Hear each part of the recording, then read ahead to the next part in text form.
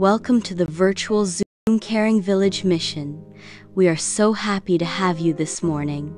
God Jesus bless.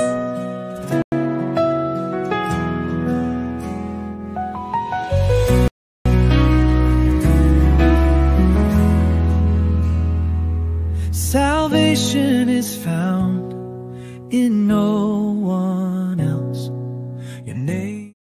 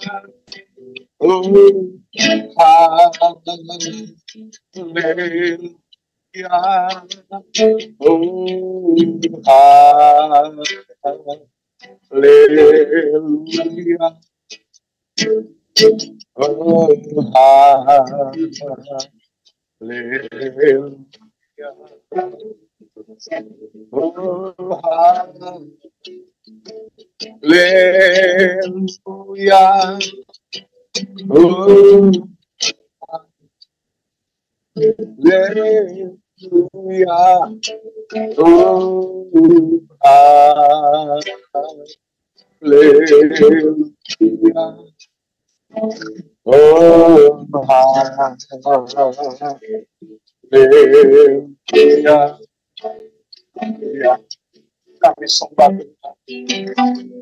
hati kami, hidup kami hamba-hamba. Haleluya. Terima kasih kasih setiap kami ada sampai pagi hari.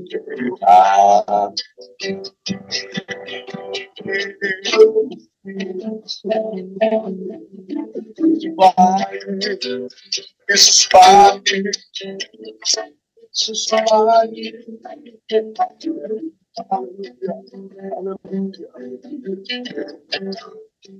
Haleluya.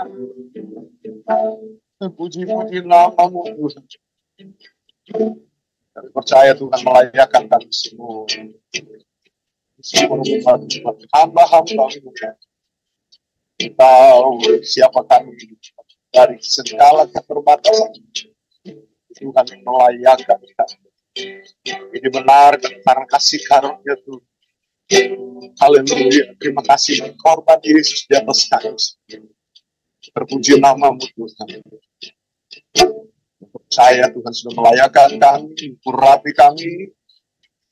Berkati Tuhan seluruh rangkaian ibadah kami di pagi hari. Bagi semua pelayan-pelayan, hamba-hambamu Tuhan. Urapan yang baru, berkati teman-teman kami yang lain segera bergabung bersama Tuhan untuk menikmati hadirat-Mu. Haleluya, memuji-muji, membesarkan nama Tuhan. Terima kasih Tuhan. Haleluya. Mari pagari kami Tuhan, itu bungkus kami semua, keluarga kami juga dengan saudara Tuhan, jemaat-jemaat yang kami layani, itu bungkus dengan kuasa Tuhan. Tidak ada serangan dapat iblis keseberapa kami, karena kami Tuhan diselubungi dengan kemuliaan Tuhan. Amin. Dalam nama Yesus. Terima kasih, berkati semua peralatan kami pakai berfungsi dengan baik, berkati supaya signal kami semua juga kuat Tuhan. Haleluya. Kami rindu menikmati Kristus di tengah-tengah ibadah kami pagi hari ini. Terima kasih Bapak. Sekali lagi pakai multimedia, pakai semua yang akan melayani pagi hari ini Tuhan. Kami siap lebih lagi masuk dalam hadirat Tuhan. Dalam nama Tuhan Yesus Kristus Tuhan juru selamat kami. Haleluya. Amin. Amin. Puji Tuhan. Haleluya. Kita akan memuji menyembah Tuhan.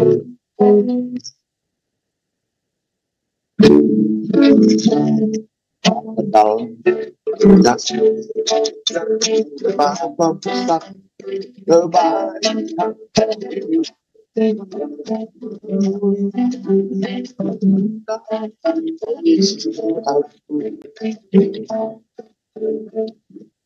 yang kasih sejam dapat kebaikan kemuliaan indah yang kasih sejam dapat kebaikan kemuliaan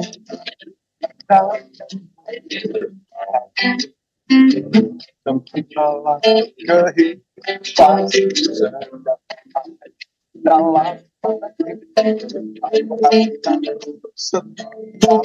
kehidupan dalam yang kasih sedang besarnya kebaikan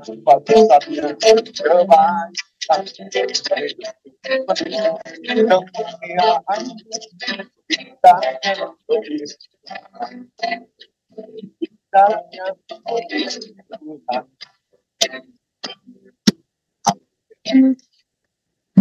Puji Tuhan. Kita lewati setiap hari-hari yang ada bersama dengan Yesus. Haleluya.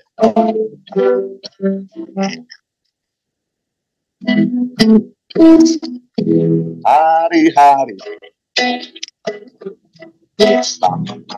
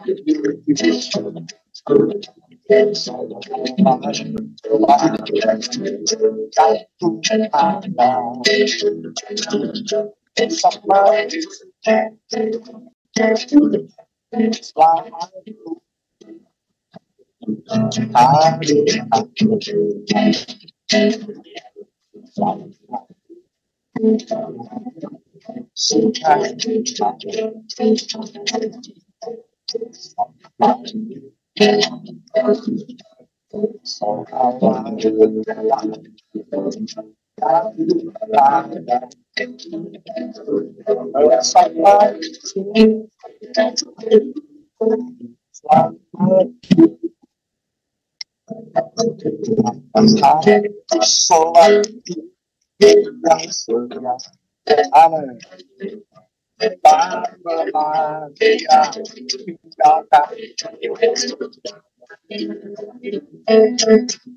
Waktu aku susah, waktu setia, dia selalu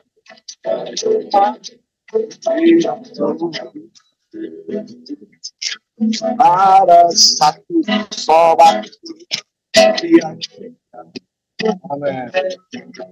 Tak pernah tinggalkan ya. Aku susah waktu dia selalu yang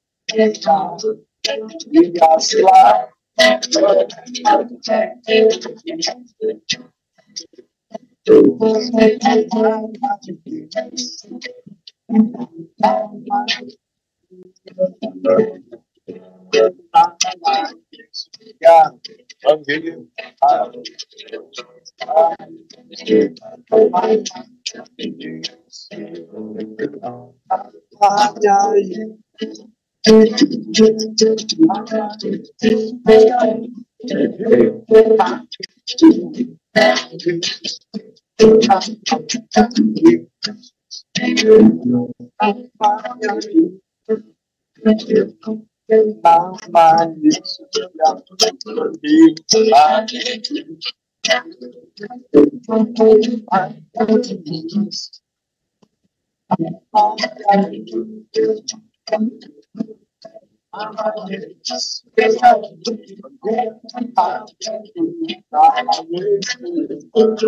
nama Yesus yang namanya Yesus, nama Yesus yang beriman,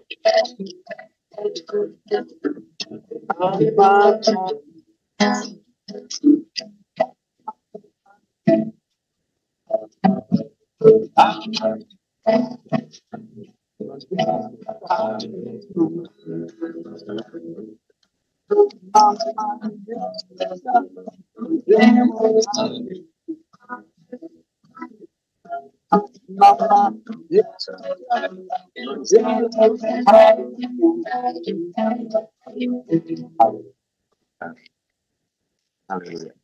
Lebih sebelum hadirat. Gitu. Haleluya. Terima kasih Tuhan. Ayo. Aku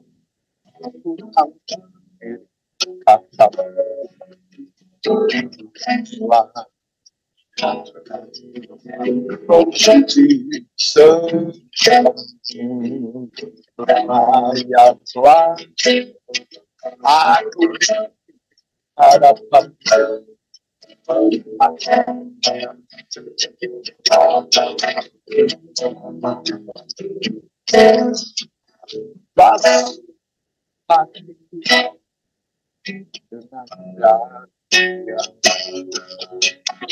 basuh hatiku,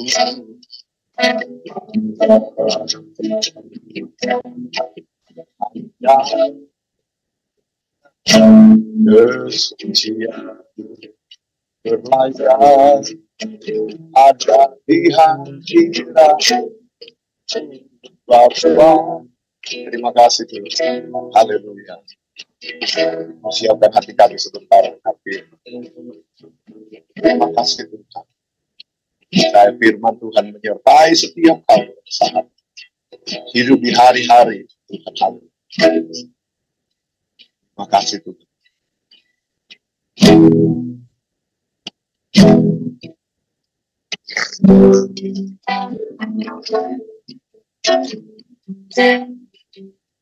Terima kasih.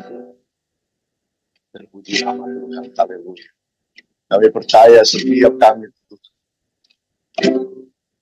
Haleluya. Yang ada di hadirat. Siap diisi lagi di kebenaran firman Tuhan pagi hari ini. Firman Tuhan. Berkata kau besertaku,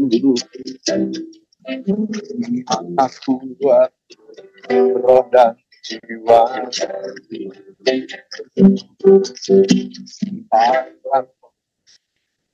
selalu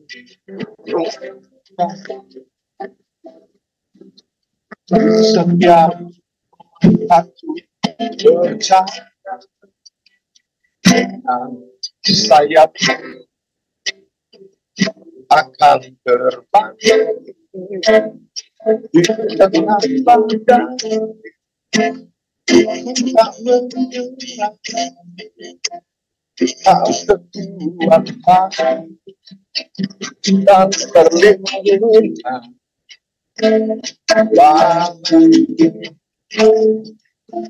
Bertobat di tempat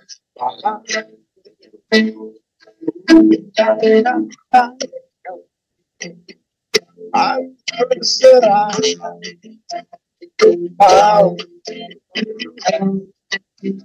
kau yang sering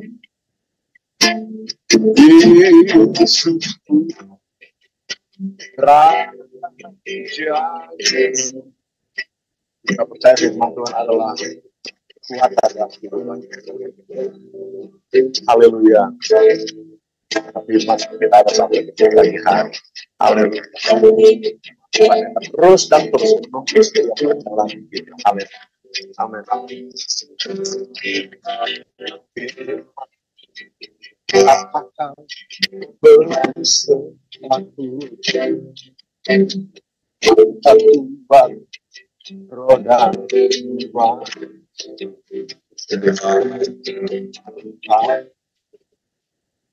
selalu gunakan Setiap aku percaya.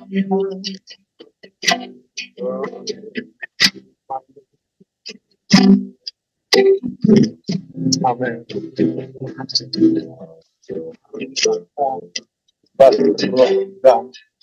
Berdoa.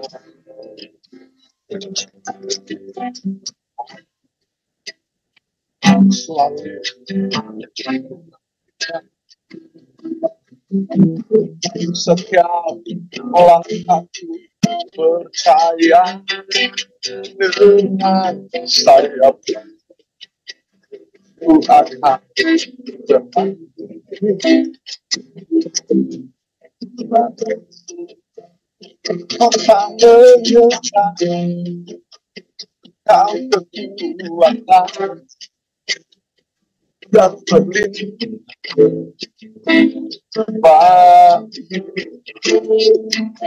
berlindung bagi pertolongan tempat menangkap aku berserah kamu dan kau yang bersih Yesus Raja dengan sayap akan terbang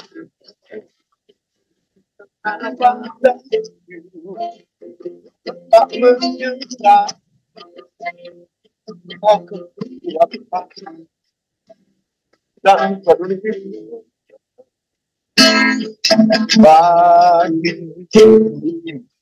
bagi pertolongan di tempat hati ku menyenangkan aku berserah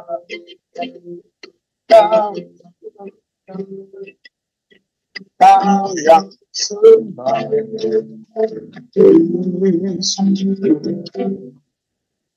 Raja.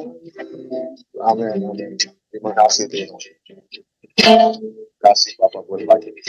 Kasih buat hadirat. Sampai pagi ini kan kekuatan. Terima kasih.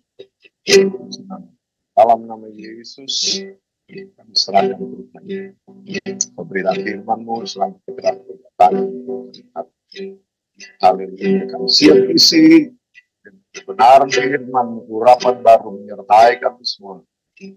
Urapi hamba-Mu secara khusus, hikmat, pewahyuan dari Tuhan menyertai hamba-Mu. Terima kasih. Dalam nama Yesus Tuhan. Mengucap syukur. Haleluya. Amin. Saya serahkan kepada host. Puji Tuhan. Makasih Pak Miki. Langsung aja ya. Sudah didoakan firmannya, ya, kita langsung firman ya. Makasih buat Amir yang memberi kesempatan untuk saya menyampaikan kebenaran firman. Suara saya didengar ya? Bagus ya, Pak Miki? Oke. Baik, tema yang garis besar yang jelas. Oke. Pelayanan peduli misi melalui gereja lokal. Jadi kurang lebih itulah tema yang akan kita kupas, kita sharing di pagi hari ini. Saya beri judul kemampuan besar tapi misi kampung. Ya. Berkemampuan global tapi misi kampung. Peduli misi desa kan begitu ya. Kita rasanya kok misi kita kecil banget ke kampung gitu. Tapi kita berdampak global. Seharusnya itu ada dalam pikiran kita. Ada satu ayat, Saudara, kita akan lihat di dalam Yohanes 3. Yohanes 3 ayat yang ke-34. Ini ayat sudah berapa kali ya kita membahasnya. Sebab siapa yang diutus Allah, dialah yang menyampaikan firman Allah. Yohanes 3 ayat 34 ya. Sebab siapa yang diutus Allah, dialah yang menyampaikan firman Allah. Karena Allah mengaruniakan rohnya dengan tidak terbatas. Saya ulang sekali lagi ya. Sebab siapa yang diutus Allah, dialah yang menyampaikan firman Allah. Karena Allah mengaruniakan rohnya dengan tidak terbatas. Artinya begini, saudara. Untuk menyampaikan firman Allah, itu tidak semua orang bisa, saudara. Ya, untuk menyampaikan firman Allah ini, itu harus butuh roh yang dasar. Roh yang tidak terbatas.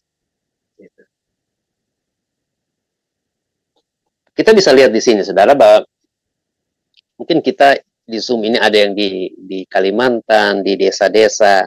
Apakah kita berbeda dengan teman-teman yang di kota atau di posisi-posisi yang enak-enak saja? Tidak, saudara. Sebab Tuhan mengaruniakan di dalam Yohanes 3 ayat 34 ini kepada setiap kita pelayan-pelayan Tuhan. Itu dengan roh yang tidak terbatas. Saya jadi bertanya di sini, apakah musuh yang akan kita hadapi ini hebat? Gitu? Sehingga kita dikasih sesuatu yang luar biasa, yang dahsyat. Kita yang memberitakan firman ini, saudara, kita tidak gampang, saudara. Kita dikasih kemampuan yang luar biasa. Nah, saudara yang dikasih oleh Tuhan, sebenarnya ketika saya mempelajari ayat ini, itu bukan musuhnya yang hebat, saudara. Sebab musuh itu kan sudah dikalahkan di kayu salib. Tapi dampak yang akan kita hasilkan ini, itu dampak yang luar biasa, yang tidak terbatas. Kita bisa lihat contoh Yesus ya. Dari pembacaan firman Tuhan, dia kan diutus hanya untuk Israel saja. Tapi apakah hanya Israel saja yang dengar firman Tuhan? Tidak demikian, saudara. Jadi betul lah, Yohanes 3:34 ini pemberita firman itu dibekali dengan roh yang tak terbatas. Jadi jangan kita merasa kecil, saudara, kalau kita ada di komunitas kecil, di lembah-lembah, di kampung, di desa, ataupun di kota, tapi mungkin hanya seputaran RT, RW. Tidak, saudara. Firman ini menjamin bahwa setiap putusan Tuhan, pemberita firman Tuhan, itu kita dibekali, dikasih support dengan roh yang tak terbatas. Itu hanya tinggal kita bagaimana menyiapkan wadah saja. Gitu. Ya. Ini membuat setiap kita harus kuat. Gitu. Kita tidak boleh merasa rendah, merasa khawatir, merasa takut, saudara. Karena setiap putusan Tuhan, ya, itu kita bukan sembarang, saudara. Makanya dikatakan bahwa roh kita tuh lebih besar dari roh dunia. Artinya kita memang bukan ecek-ecek pelayanan hamba Tuhan. Ya, jangan kita merasa khawatir, merasa takut ya. Gitu. Nah ini yang harus tertanam di dalam jiwa seorang pelayan. Apa yang kita sampaikan firman itu berdampak hebat. Kalau kita bilang sembuh, karena ada roh dalam kita itu luar biasa, maka akan sembuh. Pulih, bangkit, melihat. Karena apa, saudara? Kita udah dijanjikan bahwa kita dikasih dengan roh yang tidak terbatas. Gitu. Memang, saya berpikir bahwa adakah lawan kita itu dahsyat? Ya. Padahal tidak, saudara. Memang, tapi bukan berarti lawan kita itu tidak ada kuasa sama sekali. Sebenarnya memang dia tidak ada kuasa, saudara. Dia hanya licik aja. Ya, jadi kita di kampung, kita ada di daerah-daerah yang kecil, kita jangan takut ya. Jangan takut bahwa di sini saya nggak kuat. Roh saya tidak kuat. Di sini saya kalah. Saya harus ke tempat yang lain. Tidak demikian, saudara. Firman di dalam Yohanes 3:34 ini menjamin kita. Ya, memberi kita satu kekuatan baru. Kalau kita diutus ke desa-desa atau di komunitas-komunitas di mana saja kita berada, kita harus tahu bahwa kita punya kemampuan itu. Sekarang saya ajak kita untuk mengenal musuh. Terlebih teman-teman yang sekarang, saya juga pernah di desa, di kampung melayani. Ya, saya cukup tahu juga ya apa yang ada di sana. Kita buka di dalam 2 Korintus 10, saudara. Sama-sama kita belajar Alkitab. Kita yang duduk atau yang di HP bisa buka HP. 2 Korintus 10, saudara, ayat 5. 2 Korintus 10, bentar ya. 2 Korintus 10 ayat 5, di sini dikatakan begini. Kami mematahkan setiap siasat orang dan merobohkan setiap kubu yang dibangun oleh keangkuhan manusia untuk menentang pengenalan akan Allah. Kami menawan segala pikiran dan menaklukkannya kepada Kristus. Jadi ada beberapa sini, ada 2 aja saya lihat di sini yang ada di sini, bahwa keangkuhan manusia yang disponsori oleh kuasa jahat ini, saudara. Terlebih kami, saudara dan saya, atau teman-teman yang lain mungkin yang ada di komunitas kecil-kecil ya. Iblis itu, dia memakai siasat. Kami mematahkan setiap siasat dan kubu yang menentang pengenalan akan Allah. Berarti hebat dong nama Allah ini, saudara. Nama Allah itu memang musuh tidak mau kita kenal. Dia tidak mau kita kenal nama Tuhan. Makanya dia bangun satu siasat, kubu, supaya kita tidak lagi mengenal nama Tuhan. Itu saja sebenarnya tujuannya. Lawan kita itu dia tidak tertarik dengan kekayaan kita, keagungan kita, kehebatan kita, kecakapan kita. Tidak, saudara. Dia akan takut kalau kita mengenal nama yang kudus itu. Di dalam 2 Korintus 10 ayat 5 ini, saudara. Untuk itu, saudara, dia bangun siasat. Siasat itu dengan kata lain tipu-tipu, ya kan? Kamu mulai siasat ya, kamu mulai pakai cara-cara curang. Itu siasat yang dia bangun. Jadi, saudara, kita lihat di area hidup kita. Kalau, ini kayaknya siasat musuh nih. Kita tidak bisa mengenal Tuhan. Giliran hari Minggu kita ibadah, mulai ada pertemuan keluarga, ada arisan. Wah, ini gimana nih? Itu ternyata siasat yang dibangun oleh lawan kita. Gitu. Untuk apa, saudara? Untuk kita tidak mengenal kuasa nama Tuhan. Ada banyak siasat-siasat yang dia bangun, saudara. Apalagi kalau di kampung sana, saudara, pertemuan keluarga, pertemuan di desa, pas hari Minggu. Saat kita mau beribadah. Gitu? Atau arisan keluarga. Dia selalu mengambil waktu di hari-hari di mana kita mau mengenal nama Tuhan. Itu hati-hati, saudara. Itu ada banyak cara. Bahkan kalau giliran kita mau baca Alkitab, mau kupas firman, ada postingan-postingan yang bagus di FB, di IG, ya. Dan kita kok kayaknya mungkin sehari ini kita hanya baca firman tuh paling 5 menit, 10 menit. Yang lainnya kita cuma buka medsos. Itu siasat, saudara. Siasat yang dia bangun untuk kita tidak mengenal kebenaran itu. Nah, kita kan hidup di zaman tipu-tipu sekarang. Zaman yang penuh dengan siasat. Gitu. Ada hal-hal yang kelihatan mudah, tapi dia mencegah kita untuk tidak mengenal nama Kristus. Makanya bagus, saudara, di 2 Korintus 10 ayat 5 ini. Dan apa, saudara? Selain dia bangun siasat, ada kubu. Dia bangun kubu. Kubu itu seperti benteng perlindungan. Tujuannya untuk apa, saudara? Untuk kita tidak mengenal nama Kristus. kuasa namanya. Kubu budaya, kubu keluarga, tempat kita berlindung, ya kan? Oh banyak itu, banyak kesaksian, saudara. Kadang kita meninggalkan iman karena kita berlindung di kubu keluarga, ya, kubu suku, kubu persekutuan. Saya punya kesaksian, saudara. Pernah di Bali ada seorang anak muda yang berkat kita injili dia masuk ikut kita jadi Kristen, saudara. Tapi dia anak laki-laki dalam keluarga di Bali.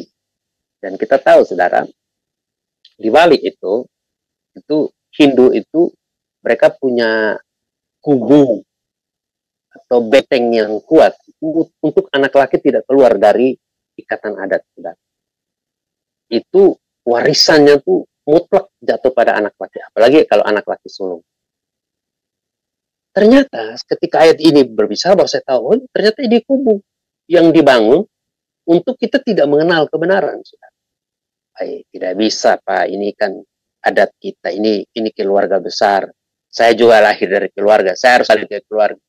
Dan tidak beberapa lama kemudian, saudara, dia kembali kepada kepercayaannya yang lama. Dengan alasan karena cinta keluarga. Nah, siasat dan kubu ini, saudara, itu tujuannya dibangun oleh lawan kita, untuk kita tidak mengenal nama Tuhan. Bagus ya, saudara, di 2 Korintus 10 ayat 5 ini. Dan itu ada sekarang, saudara. Ada sekarang. Di zaman modern pun terlalu banyak yang kita akhirnya berlindung di kubu yang tujuannya menghalangi kita untuk mengenal kebenaran. Ada siasat-siasat untuk membuat kita. Kita harus ingat tadi di poin pertama, bahwa sebenarnya kita diberi kuasa. Gitu. Kita diberi kuasa yang luar biasa untuk menyampaikan kebenaran firman Tuhan. Mengenal Tuhan dengan kuasanya, ya. Jadi jangan hanya kita mengenal nama Tuhan, saudara. Memang saya ada lihat, saya nonton, saya amati, saudara. Ada hamba-hamba Tuhan yang memberitakan nama Tuhan saja tanpa menggali kuasa yang ada dalam nama itu. Jadi ketika dia memberitakan firman Tuhan, dia hanya baca ayat per ayat firman, katakanlah 30 menit, tapi bisa sampai 30-40 ayat yang dia bacakan. Jadi dia hanya, berarti itu bukan mengupas tentang kuasa dalam namanya. Itu artinya kita hanya membaca Alkitab aja. Ya, begitu ya, saudara ya. Sebab roh yang ada di kita itu diberi kuasa untuk mengenal kuasa namanya. Jadi kita memberitakan firman, tapi harus dengan kuasa untuk mengenal rahasia-rahasia di balik firman Tuhan itu. Mengapa, saudara? Ini ada kecenderungan yang terjadi di kita.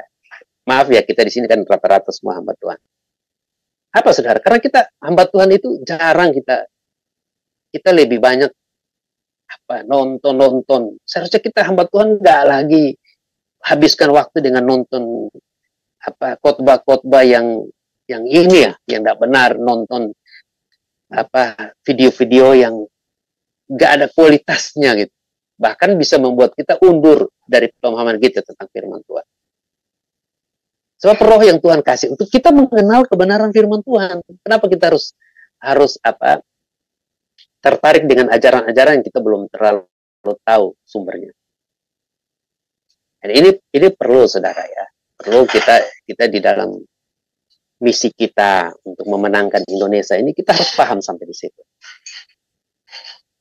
Beda ya, ahli-ahli Taurat menyampaikan firman, iya mereka menyampaikan firman, saudara.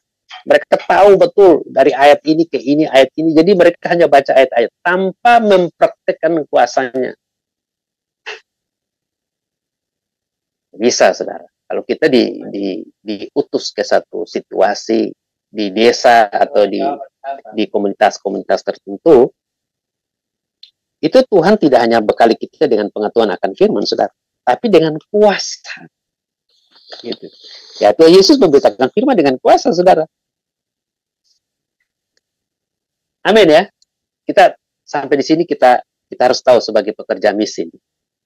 Beda dengan gembala ya. Tapi kita akan kupas di poin berikut.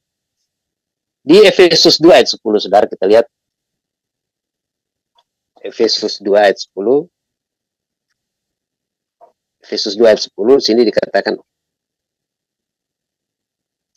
kita kasih tanda ya, kalau kita bisa baca, kita baca. Efesus 2 ayat 10, karena kita Efesus 2 ayat 10, karena kita ini buatan Allah, diciptakan dalam Kristus Yesus untuk melakukan pekerjaan baik. Kita diciptakan dalam Kristus Yesus untuk melakukan pekerjaan baik yang dipersiapkan Allah sebelumnya. Ia mau supaya kita hidup di dalamnya. Amin. Saya aminkan firman ini, saudara. Artinya begini, kalau kita melayani, itu pekerjaan baik, kan? Pekerjaan baik yang Tuhan sudah persiapkan sebelumnya. Artinya begini, kata sebelumnya itu, jauh-jauh hari Tuhan sudah persiapkan. Bahkan mungkin sebelum kita lahir, itu Tuhan sudah persiapkan pekerjaan baik, saudara. Kita melayani Tuhan, ada pekerjaan baik. Ya, Efesus 2 ayat 10 ini. Karena kita buatan Allah diciptakan dalam Kristus Yesus untuk melakukan pekerjaan baik. Kita di desa-desa melayani Tuhan di situ. Itu pekerjaan baik yang Tuhan sudah siapkan, saudara. Yang dipersiapkan Allah sebelumnya, Ia mau supaya kita hidup di dalamnya. Hidup di dalam pekerjaan baik itu, saudara. Jadi kalau kita ada di desa-desa, kita harus hidup dalam pekerjaan baik yang Tuhan sudah persiapkan itu. Ada orang yang tidak hidup dalam pekerjaan baik, tapi melakukan pekerjaan baik. Tuhan tidak mau, saudara. Tuhan mau ketika Dia memberi kita satu pekerjaan baik, memberitakan firman itu. Seorang gembala itu kan dihormati double porsi. Ya kan? Kita diberi kuasa menyembuhkan orang. Ya toh. Itu pekerjaan yang sangat diiming-iming oleh banyak orang. Dan Tuhan mau kita hidup dalam pekerjaan itu, saudara. Ada pemikiran yang agak sedikit ini. Ini bagi saya ya, bagi saya. Kalau saya bekerja untuk menopang pekerjaan Tuhan. Hei, siapa kau? Kau bisa mampu menopang pekerjaan yang maha kuasa lewat pekerjaanmu? Maaf, itu salah menurut saya. Tidak bisa, Tuhan. Tuhan mau kita hidup dari pekerjaan kita itu. Bukan kita menopang pekerjaan Kristus dengan bekerja. Ini mungkin cara berpikir yang perlu direview kembali. Ya. Tuhan tidak mau, saudara. Ketika Tuhan udah utus kita ke satu komunitas kecil yang Tuhan percayakan, Tuhan bilang, hiduplah dari pekerjaan itu. Ketika Tuhan mengutus hamba-hambanya, Tuhan bilang, tidak usah bawa banyak barang lah. Apa yang ada padamu itu aja. Tidak usah bawa banyak pakaian lebih, makanan lebih, uang lebih. Artinya Tuhan mau kita hidup dari pekerjaan itu. Gitu. Amin ya. Beda ya. Beda dengan Rasul Paulus. Ya. Dia penginjil, dia bukan gembala, saudara. Dia menginjil di jemaat-jemaat yang belum mampu. Ya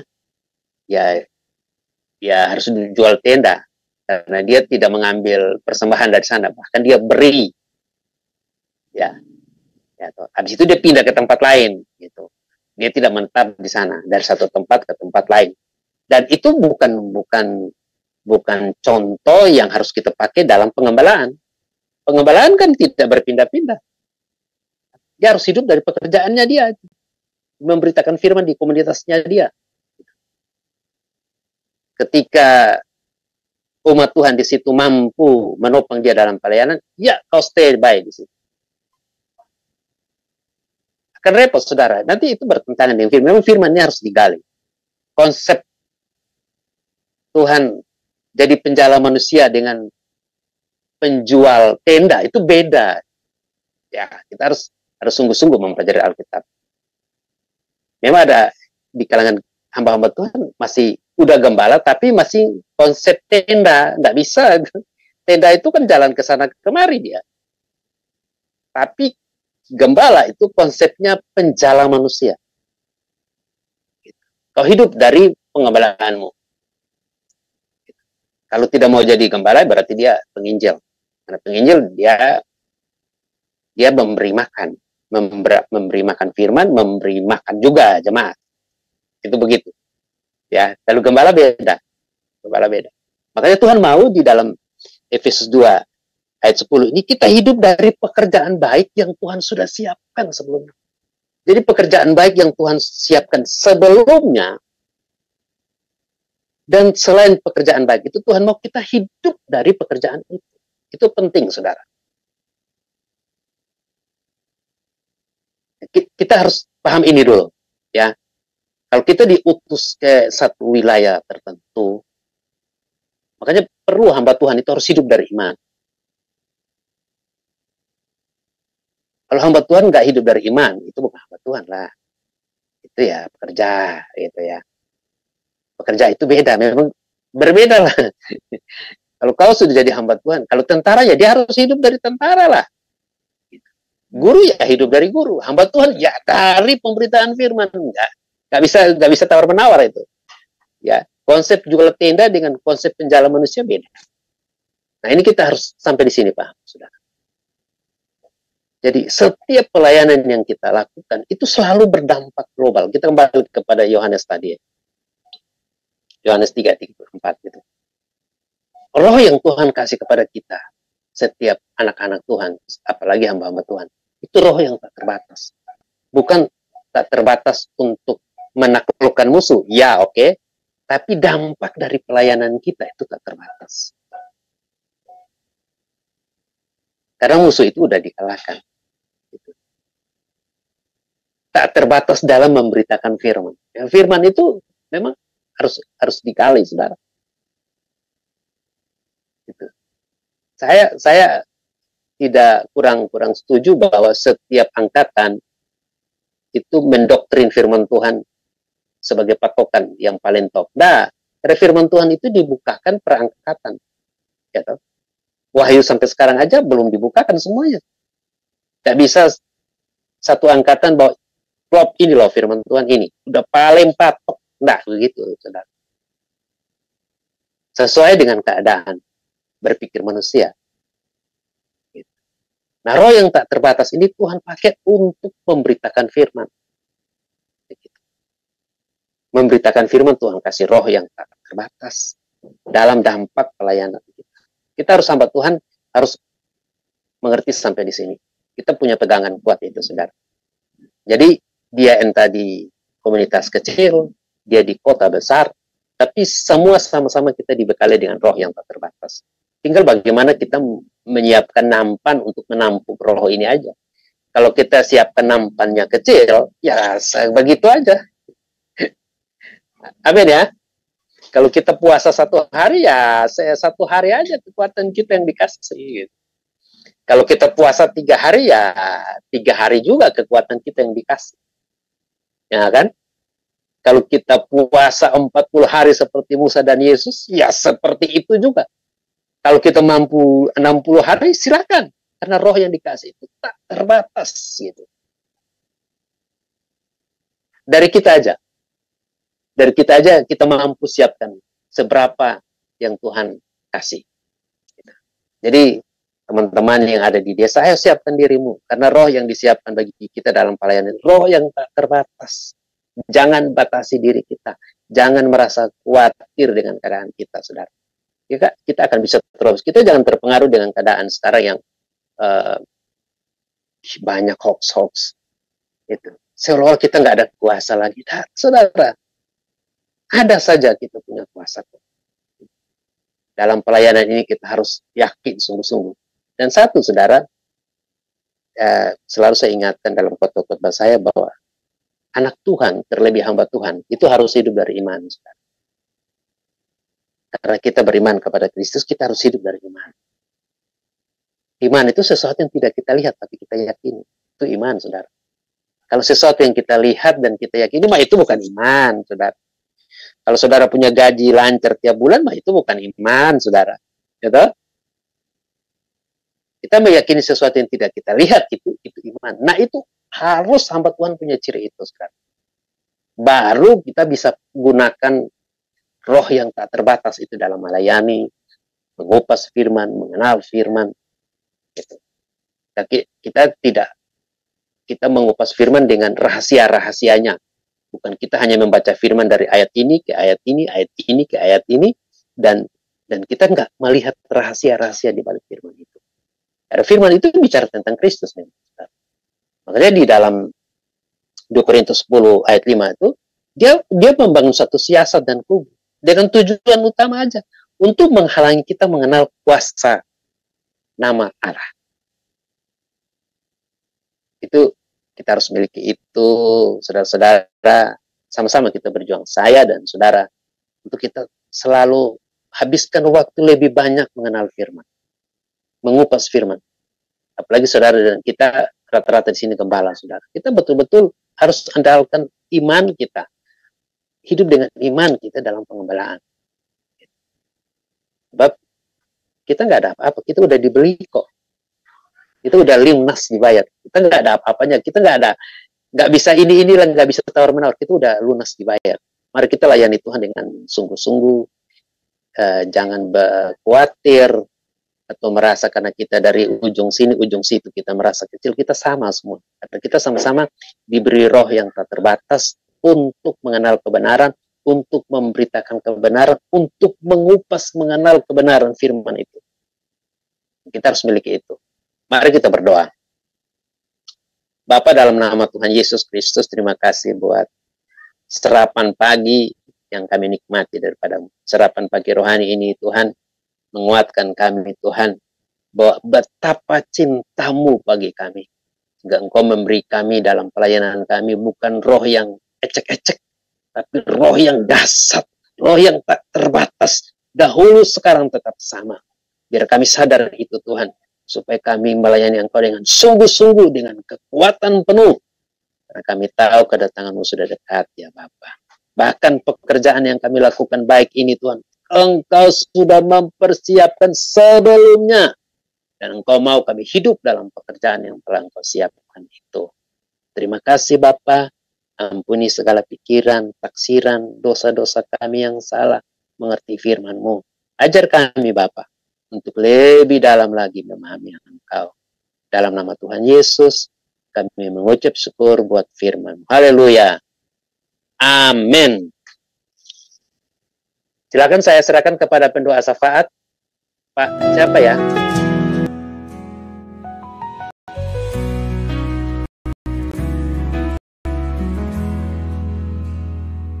Salvation is found in no one else. Your name alone can save. Oh, our Savior, nothing compares to your power, your endless glory. By your cross, you have finished it all.